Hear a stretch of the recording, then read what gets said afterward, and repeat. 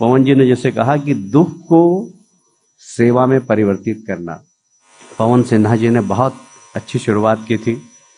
उन्होंने इतना अच्छा भाषण दिया कि उसके बाद हमें बोलने की आवश्यकता ही नहीं थी। उनके भाषण के बाद हमारा भाषण तो ऐसा लग रहा है कि श्रीखंड खिला दिया पहले आपको, अब छाछ लो, छाछ पियो। उसके बाद बोलने की कोई आवश्यकता नहीं थी। इतना अच्छा भाषण पवन सिन्हा जी ने दिया। माँ भारती को प्रणाम करता हूँ, अपने और आप सभी लोगों के इष्ट गुरु माता पिता सभी को प्रणाम करता हूँ।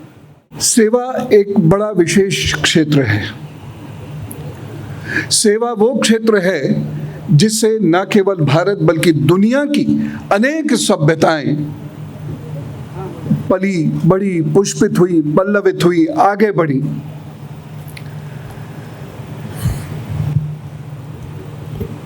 अठारह 1835 में एक षड्यंत्र हुआ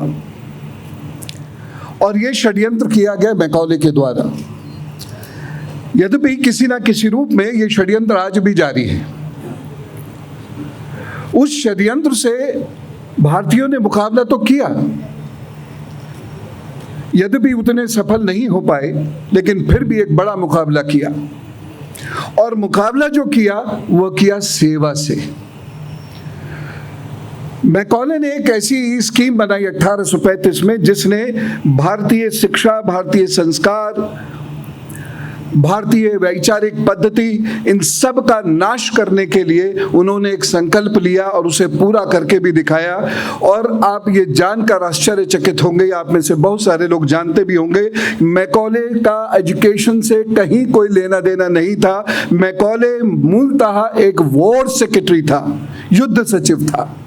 युद्ध सचिव को इस क्षेत्र में भेजा गया, इस क्षेत्र में नीति बनाने के लिए भेजा गया। इससे यह स्पष्ट होता है कि किसी भी संस्कृति के समूल नाश के लिए हथियार से ज्यादा आवश्यक है वैचारिक धरातल, या उससे ज्यादा आवश्यक है विचार में परिवर्तन कर देना। अंग्रेज इसे समझ चुके थे, बहुत कोशिश कर रहे थे वो 1764 से, लेकिन फिर भी वह भारत को जीत नहीं पा रहे थे। भारत में अपना व्यापार का वो विस्तार नहीं कर पा रहे थे। ऐसे में मैकॉले आया और उसने एक ऐसी शिक्षा पद्धति बनाई जिसमें वो ऊपर के लोगों को अपने साथ जोड़ते हैं और वहां से फिल्ट्रेशन प्रोसेस शुरू होता है और वो फिल्ट्रेशन स्कूलों से होते हुए नीचे तक जाता है। मैकॉले ने एक बार अपने पिता को एक चिट्ठी लिखी और उस चिट्ठी में उसने लिखा, और ये बहुत सोचने की और समझने की बात है, और ना केवल सोचने समझने की बात है बल्कि इस पर एक्ट करना जरूरी है हमारा। उसने ये लिखा कि जो जो अंग्रेजी पढ़ते जा रहे हैं वह सब भारतीय संस्कृति से घृणा करते चले जा रहे हैं। बड़ी लंबी चिट्ठी थी। इस पद्धति का विरोध भी अधिक नहीं हुआ, लेकिन भारत के लोगों ने सेवा के द्वारा, सहयोग के द्वारा जगह जगह जमीनें दान करके, मध्य प्रदेश में ऐसे बहुत सारे क्षेत्र हैं जहां गांव के लोगों ने जमीनें दान की स्कूल के लिए, बल्कि अस्पताल से भी ज्यादा स्कूल खुलवाए गए हैं। और ये आंकड़े हैं, इसलिए निराश होने की आवश्यकता नहीं है। जब आवश्यकता थी तो भारतीय खड़े हुए और उन्होंने जमीनों का दान किया और भारत के लोगों ने मिलकर शिक्षाशालाएं बनाई और शिक्षाशालाओं में वो स्कूल में बच्चे पढ़े लिखे। यद्यपि शिक्षण पद्धति में थोड़ी सी समस्याएं रही जो आज तक अभी सुधर नहीं पाई हैं। नई शिक्षा नीति के माध्यम से उन सुधारेंगे।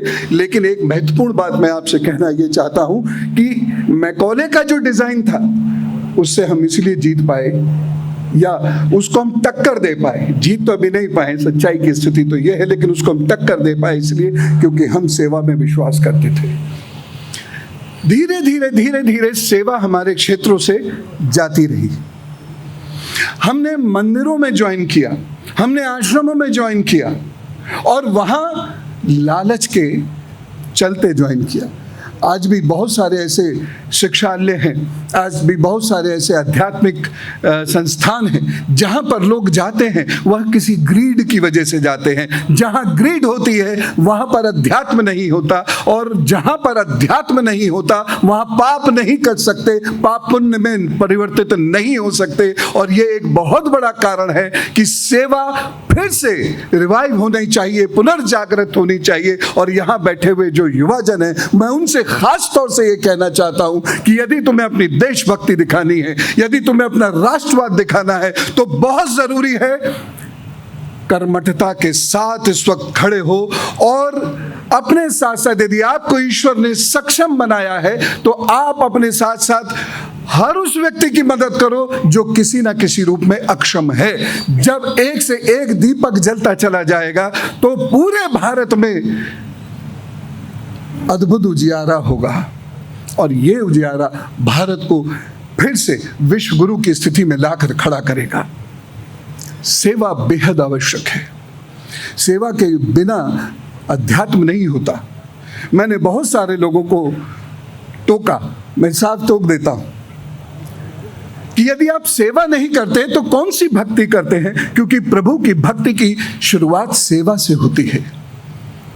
वह सभी लोग जो ये सोचते हैं कि मंत्र प्रारंभ और अंत है हर चीज का, वह सभी लोग जो ये सोचते हैं कि कुछ पाठ कुछ चालीसा वह प्रारंभ है और अंत है अध्यात्म का, तो वह जगत गुरु भगवान शंकराचार्य महापाद को याद करें, वह स्वामी विवेकानंद जी को याद करें, वह रामकृष्ण परमहंस जी को याद करें, वह सांस्कृतिक राष्ट्रवाद के प्रणेता श्री अरविंदो घोष को याद करें। अनेक लोग हैं, अनेक साधु संत हैं, उन्हें याद करें। तैलंग स्वामी को याद करें, उन्होंने सेवा करी हर पाप का। अब आप ये कहें, मैं बहुत स्पष्ट बात कहता हूं कि अगर गंगा नहाने से पाप कट जाते, नर्मदा जी में स्नान करने मात्र से अगर पाप कट जाते, तो दुनिया में कोई पापी ना होता, क्योंकि सब पर इतनी दौलत तो है कि वह नर्मदा जी या गंगा जी में जाकर कुछ डुबकियां लगा ले। कर्म के सिद्धांत पर पुनः लौटिए, कर्म के सिद्धांत पर पुनः वापस आइए, अध्यात्म की एक अलख जगाइए जहां नारायण की सेवा प्रारंभ होती है नर से। स्वामी विवेकानंद जी कहते थे, if you want to worship Shivaji Shivji, if you want to worship Shivji, worship his children. यदि आप भगवान शिव की पूजा करना चाहते हैं तो भगवान शिव के बच्चों की पूजा करना शुरू कीजिए। और उसके बच्चे कौन हैं? हम सब, पशु पक्षी पेड़, इनकी पूजा करना शुरू कीजिए, शिव स्वयं आएंगे। शिव तो स्वयं कल्याण है। शिव ने अपना पूरा जीवन मानव मात्र के कल्याण के लिए दिया था। भगवान राम जी को हम सब रोज याद करते हैं। भगवान राम जी का सबसे बड़ा कंट्रीब्यूशन क्या है? उन्होंने पिता की बात मानी। देखिए, उनके पिता के दो आदेश थे। पहला आदेश था वन जाओ, लेकिन जब वो वन जाने लगे तो वही पिता दुखी होकर कहते हैं वन मत जाओ, लेकिन वो वन गए। तो केवल पिता की आज्ञा मानी तो दोनों मानते। फिर केवल मां सीता को वह रावण को मारकर लेके आए, यह भी एक बात है, लेकिन उससे भी बड़ा उनका जीवन है, उससे बहुत आगे उनका जीवन है। रामायण के 100वें सर्ग में आप पढ़कर देखिए, भगवान श्री राम को हम क्यों याद करते हैं, भगवान श्री राम को क्यों हम अपनी संस्कृति का वाहक मानते हैं, क्यों उनके चरणों में बार बार नमन करने की इच्छा होती है, क्यों मृत्यु पर जाता हुआ व्यक्ति राम राम कहता है। तब पता चलता है कि भगवान श्री राम ने राम राज्य की जो स्थापना करने के लिए भरत को उपदेश दिए, उसके मूल में सेवा थी। ऋग्वेद का जो प्रथम श्लोक प्रारंभ होता है वह सेवा सिखाता है। यज्ञ सेवा है। पुरोहित यानी दूसरों का हित चाहने वाला व्यक्ति, वो कोई भी हो सकता है, वह सेवा का संदेश है। गीता में श्री कृष्ण बारंबार अर्जुन से यही कहते हैं कि तुम्हें धर्म की स्थापना के लिए युद्ध करना है, ना कि स्वयं राजा बनने के लिए। यह सेवा है। श्री कृष्ण का जीवन जरा देखिए।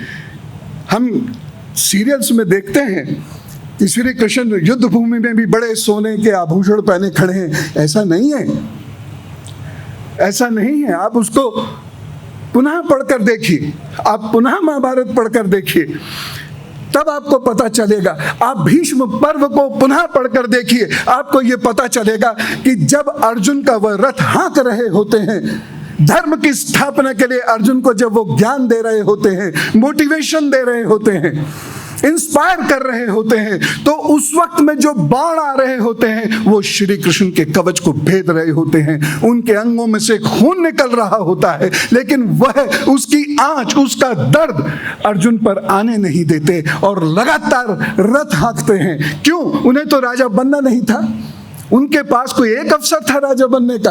वह तो द्वारिका में रहते हुए द्वारिका के राजा नहीं बने कभी। उन्होंने कभी कोई एडमिनिस्ट्रेटिव पावर अपने पास रखी ही नहीं, सब विश्व पे लुटा दिया।